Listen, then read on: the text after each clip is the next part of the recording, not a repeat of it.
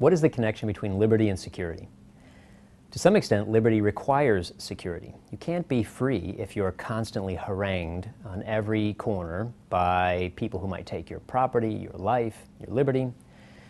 Indeed, John Locke, in his second treatise of government, argued that the purpose of government was to create a kind of security for those things that would allow for liberty. Specifically, he argued that the government should provide for the security of life, liberty, and property. Once your life, your liberty, and your property are secure, then you can begin to use your liberty effectively. You can do the things you want in life. But what if we want the government to secure us against other things besides just those three? There are, after all, lots of risks in the world. Life is full of risks.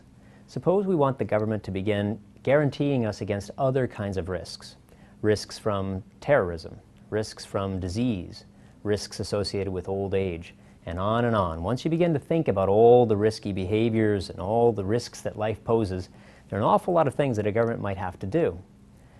Well, should we ask the government to protect us against all of those? Here's something to consider. The more security we want, it comes at a price.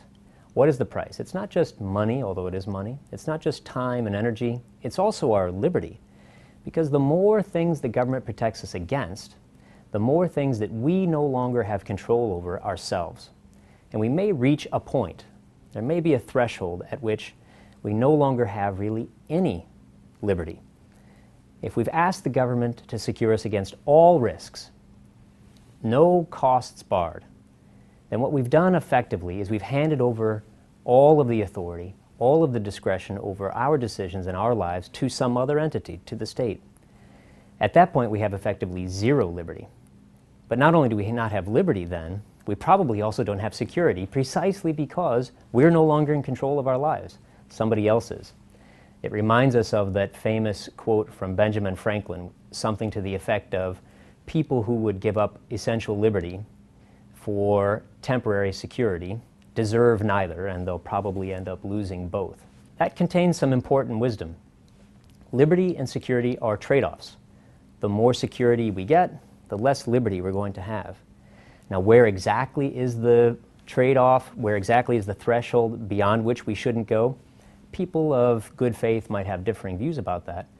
But I would add one other aspect to the Franklin quote, and that is that liberty is not just a trade-off against security. Liberty is also the thing that gives us dignity. We have human moral dignity because we have liberty. So if we are giving our liberty away in exchange for security, we're not only losing the liberty, but we're also losing, to that same extent, some of our dignity. That's a very high price to pay.